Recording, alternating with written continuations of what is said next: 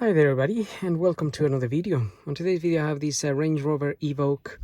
This is a 2013 model, and I'm gonna be doing the service on it. So I'm gonna change the oil and the oil filter, and just checking the coolant and top up some screen wash fluid. So the car is now showing that service is due.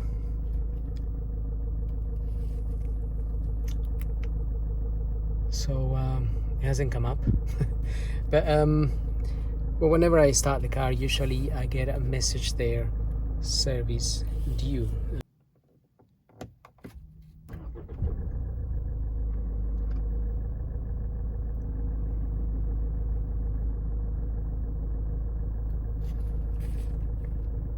Okay, there we are, service required. So that's what I'm gonna be doing today. So let's get on with it. I'm gonna put the car in the garage, and then we'll get the bonnet open and whatnot. So also I'm just letting the engine warm up a little bit, so it'll be easier to drain the oil. So at the moment it's a bit cold, you can just see the temperature down there. I'm just gonna let it warm up a bit, up to just maybe that point there, just so the oil drains a bit faster, that's all. In the meantime, we can get the car ready, just open the bonnet and whatnot. So the bonnet for this car, it's on the other side. It's actually in the passenger side. So this is the diesel Evoque SD4 2.2. The 2.2 diesel. Skip this.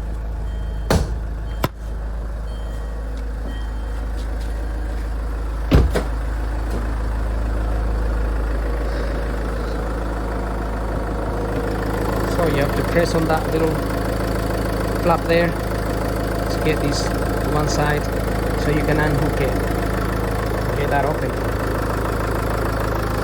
Now the filter I'm gonna be using is this MAN filter here, HU711, and also the oil I'm gonna be using this car is this one here, Petronas Centurion 5W30, which I bought specifically for this car.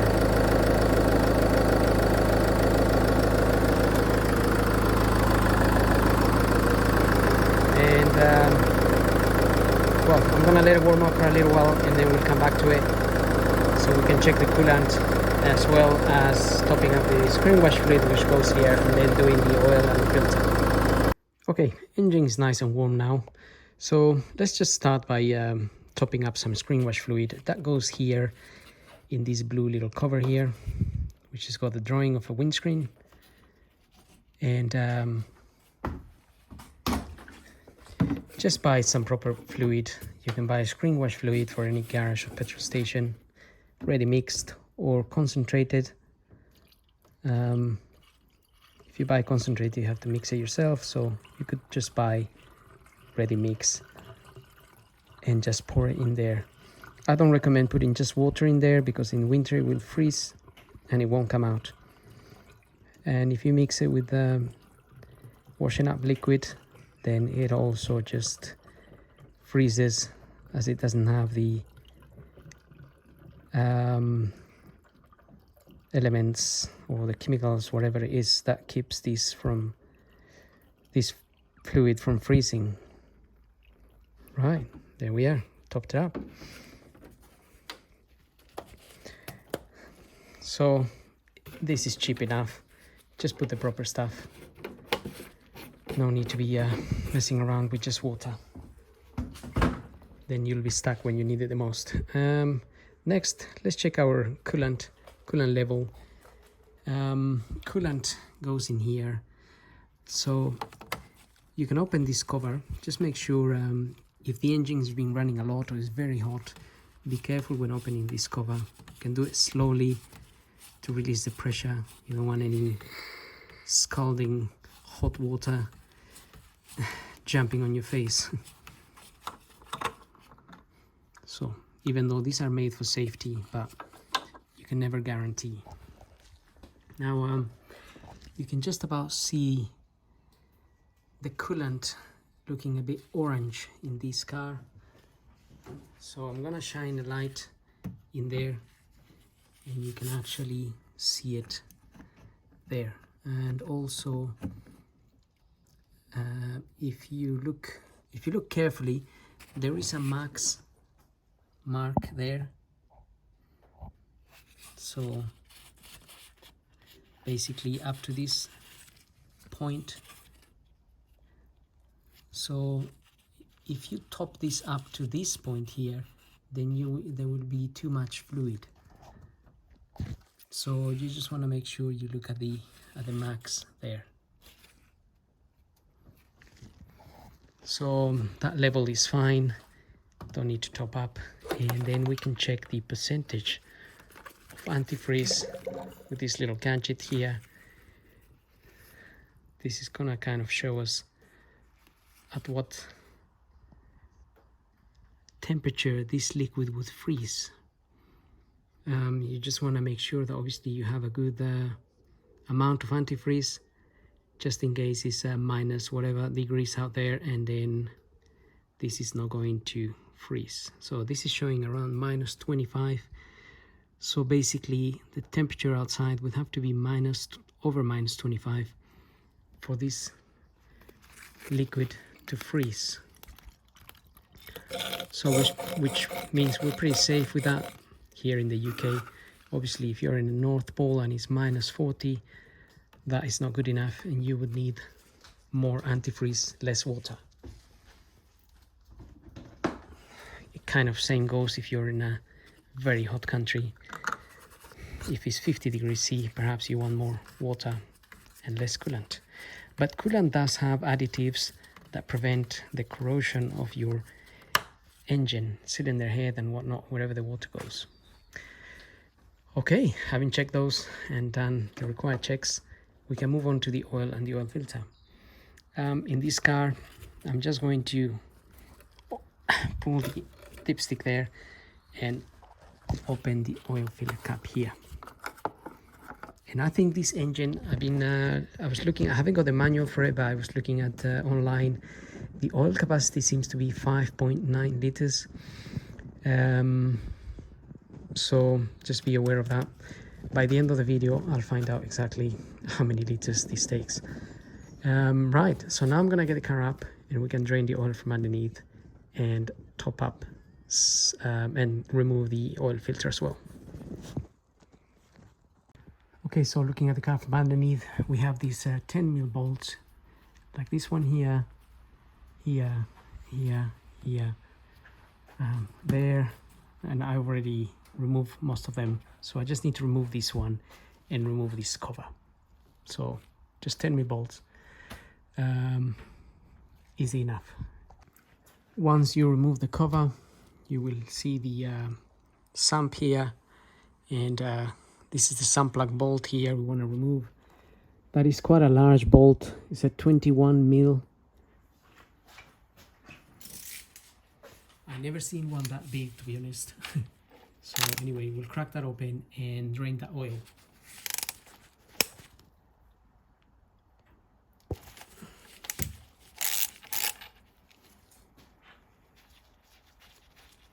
And again, if the engine's been running a lot, this oil can be very hot, so be careful not to burn yourself.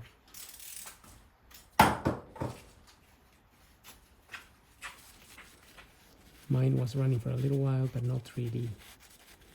It's not really that hot.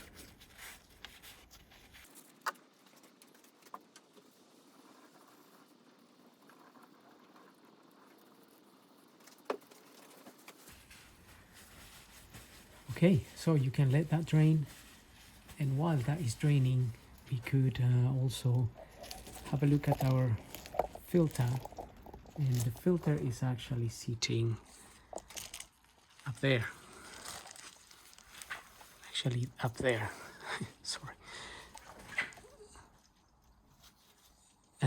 We'll have a look at that in a minute. Let's try to get this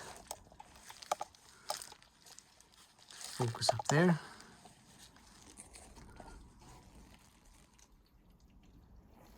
Okay, you can just about see it a little bit better.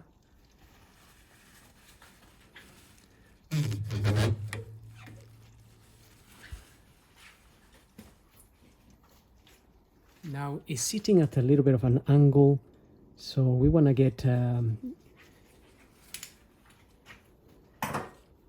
if you have a ratchet that looks like this, it'll be a lot easier because you can actually move this head a bit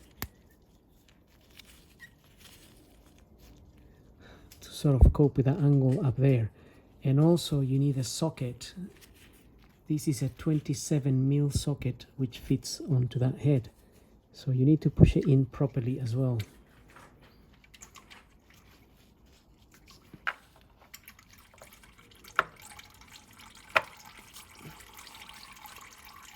So push it all the way in so it sits properly on that head.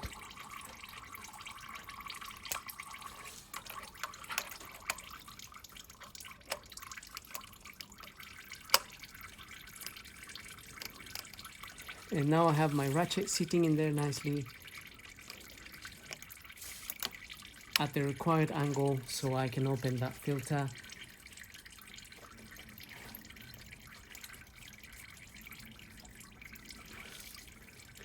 Which, to be fair, is a little bit tight. I wouldn't expect it to be that tight normally, because usually those get tightened to 27 Newton meters. Well, 25 Newton meters really, but anyway. So carefully, let's try to open that without damaging it, because if we damage it, obviously we have to wait for the part, and that gets your car stuck. So let's get that. I'm gonna try to open that now.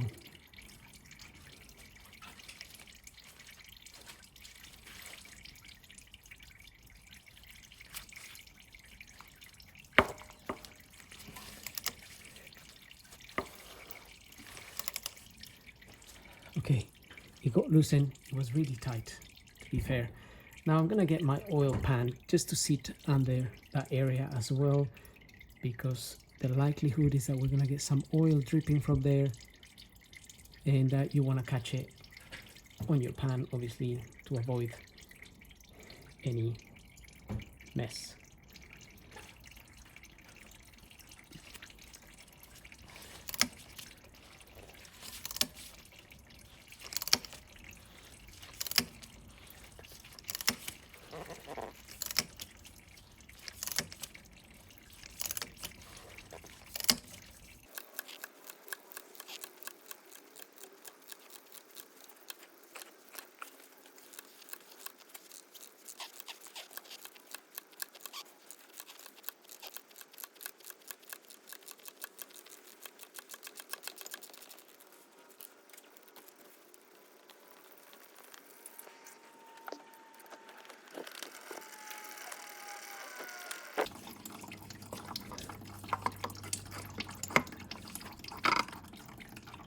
There we are.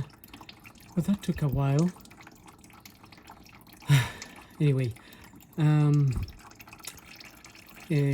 much oil came down from there actually, so maybe that's why it's a little bit at an angle, as I was saying. So perhaps as you open it, the oil goes into the engine, and I had an increase of oil coming out of the sunblock bolt hole. So anyway, that's our filter there now, and you can actually remove that by just pulling it out technically, and just take it out.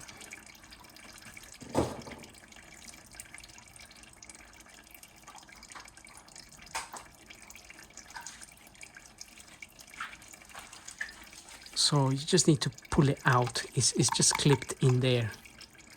So that's the filter there.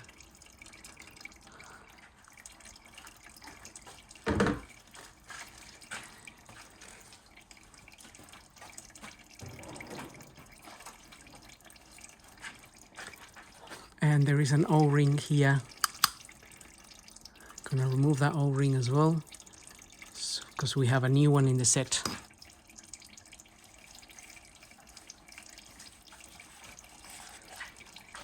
So I'm just giving this a clean now.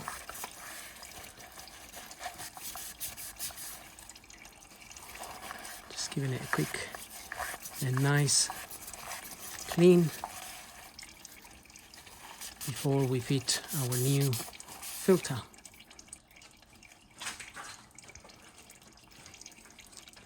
Okay, so I got a little bit of multi-purpose grease here.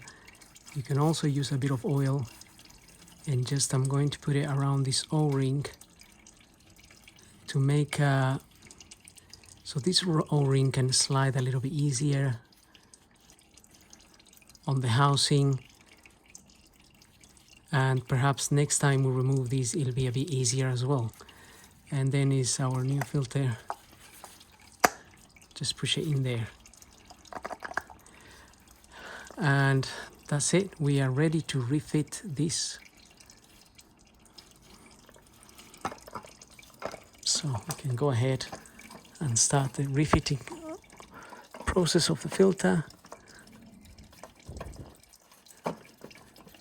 So I always do it by hand as much as I can, just to make sure it's going in the correct direction. So that way once you use the ratchet, you know you're not going to damage it.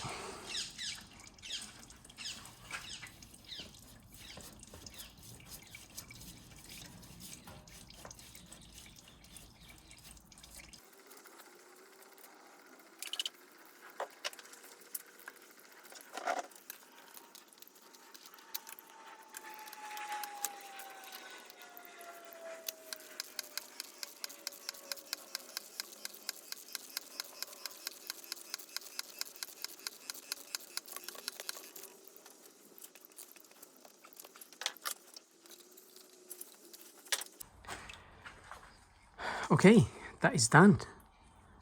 No major dramas, but it was hard to remove it.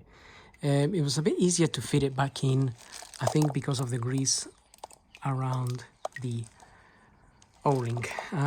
Now that is still dripping a little bit.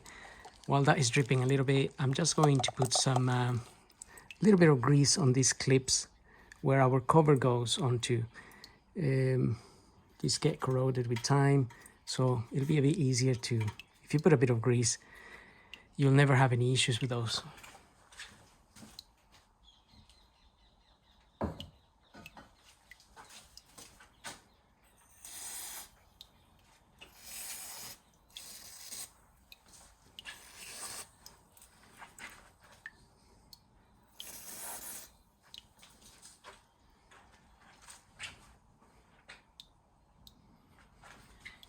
All part of the maintenance.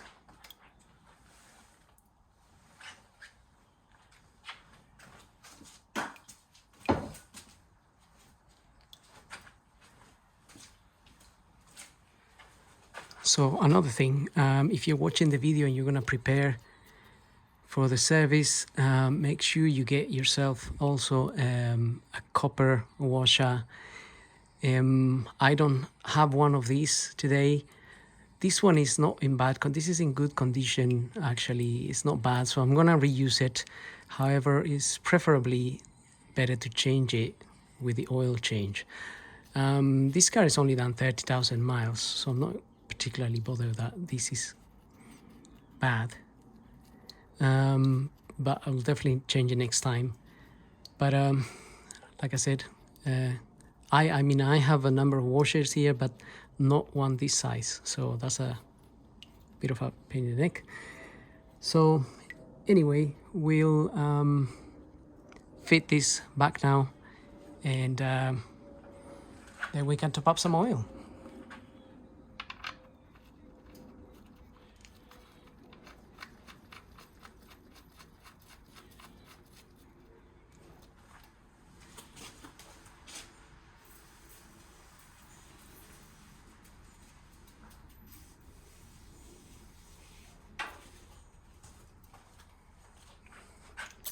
I'm just gonna rinse the area there with a bit of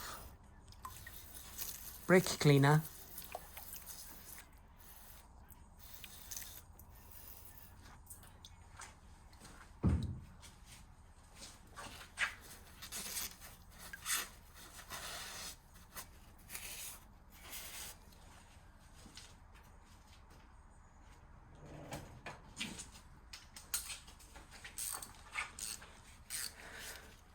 Now I don't have the specific torque setting for torquing this bolt, but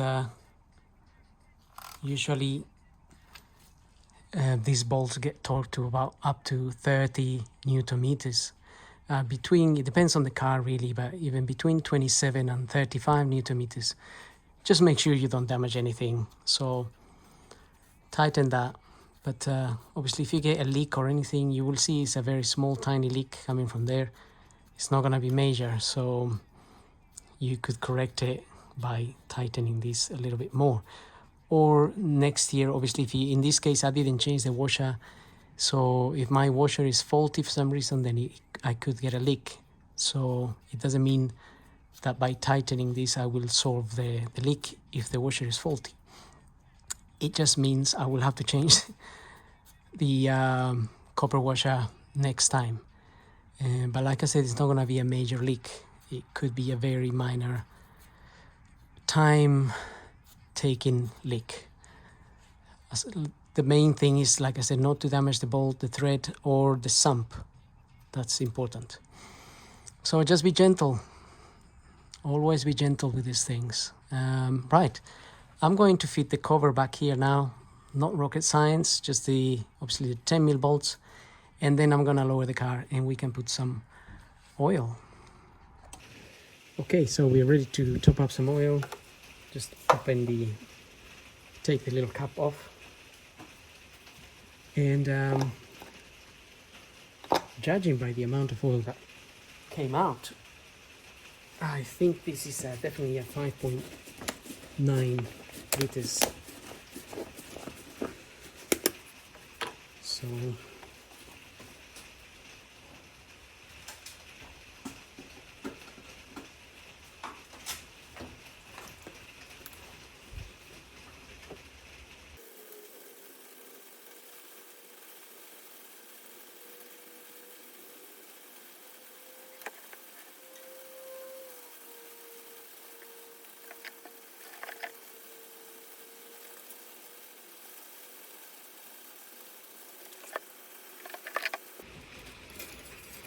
check our dipstick.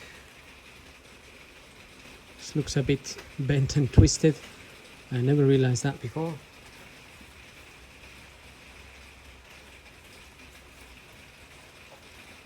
But in your dipstick you're gonna have 2 marks, so this will be the minimum, this will be the maximum. Now let's have a look at where we are at with 5 liters of oil.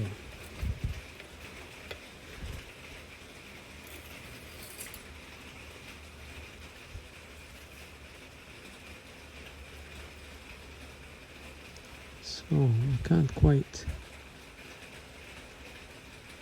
Looks like we're up somewhere up here.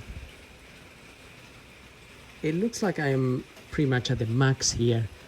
However, the thing is, once we start running the engine, that oil will go down. So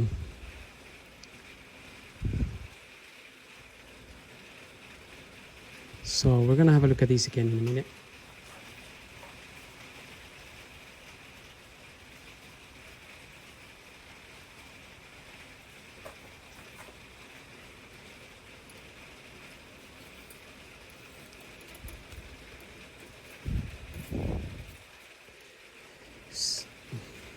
Okay, so my other phone ran out of battery. So I'm just using this phone here to film the last bits here. So I got 5 liters of oil in there. I'm just going to start the engine and run it for a few seconds. And then we can check the oil again. So I might be 0.9 off, but at least I know I have a good quantity of oil in there, not to cause any any damage, of course. If you had 1 liter or 2 liters of oil, that could cause your oil pressure light to come on here, and it can damage your engine. So like I said, at least I know I got 5 liters. Just run it for a few seconds because I want the oil to go into the oil filter housing where it's going to remain, and then we can check our oil again. Okay, so let's go and check how much oil we have. So I'm just going to remove the dipstick, give it a clean because the engine's been running.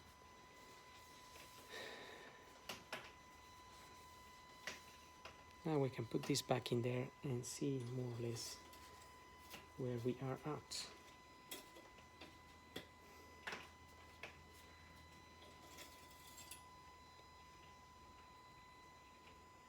If we can, because this is the weirdest dipstick I've ever seen.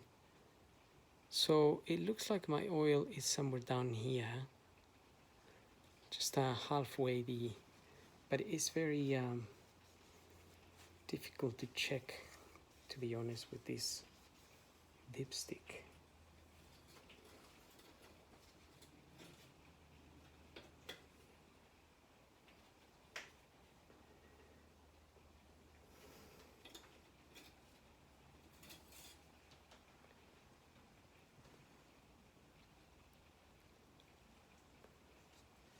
Okay, where is this showing me to be?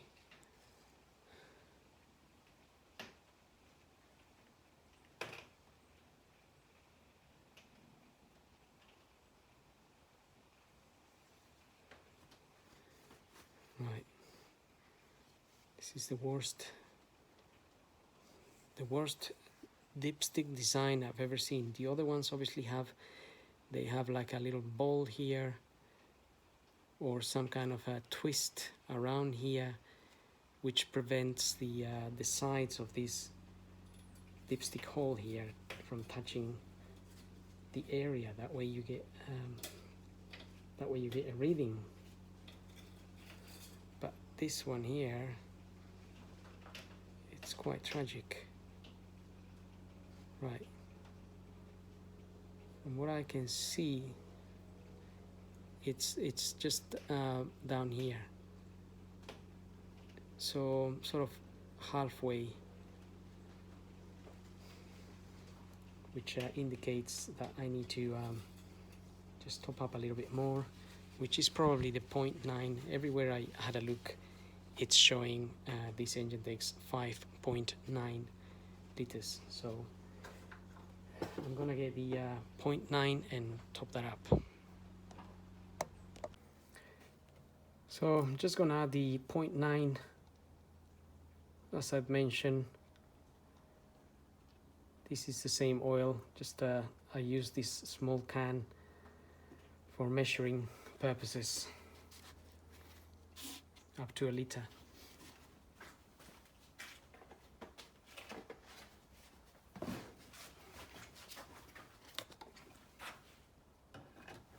Right, now I got 5.9 liters oil.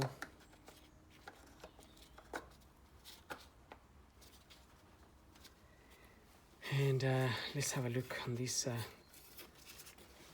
very strange dipstick here.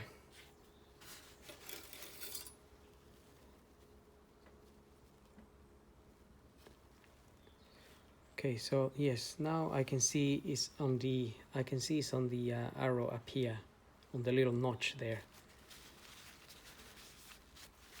Really hard to see, but it is there.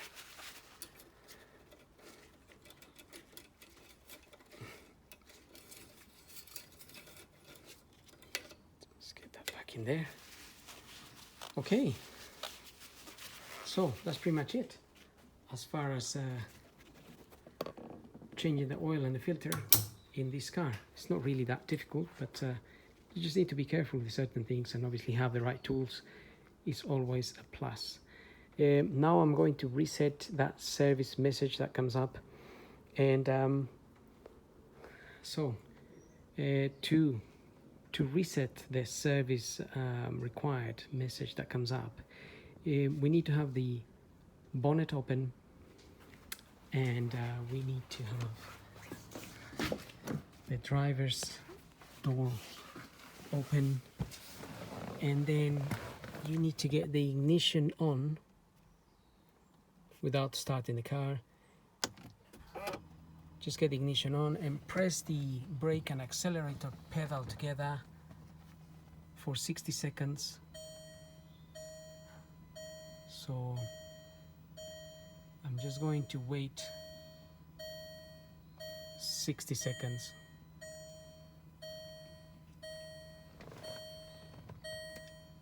And then when we come back to it, technically next time we start the car, we shouldn't have that message, even though I didn't have it one time when I started it over there, but it usually comes up. So if this has to reset the message.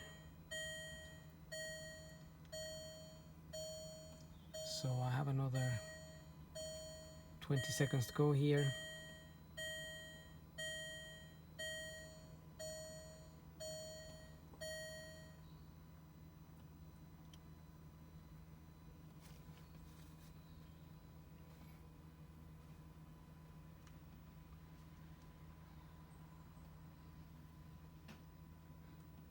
Okay, so that should be it. Now I can release the brake and accelerator pedal, switch the ignition off. I'm just going to close the bonnet, and then we can obviously close the door once we get back into the car.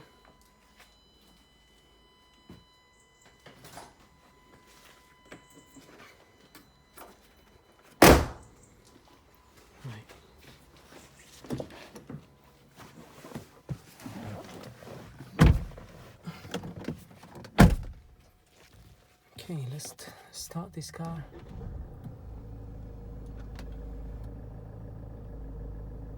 Hopefully we will not get that message.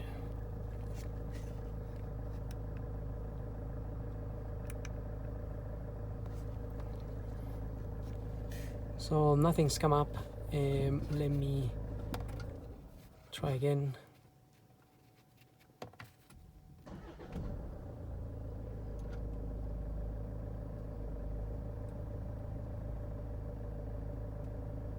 And again, no message is come up. So with that done, we've actually managed to service the car. We've done everything in it. So having done that, I hope the video helps. Next video on this car, I'm going to attempt changing the transmission fluid, because the transmission fluid apparently is recommended to change every 30,000 miles, and this is at 33,000 at the moment. So I don't want to have any issues with the transmission, so that's my next plan. So I need to prepare and get the oil and whatnot, but hopefully that will be the next video. So anyway, I hope the video helps. Don't forget to subscribe, and we'll see you in the next video. So thank you for watching.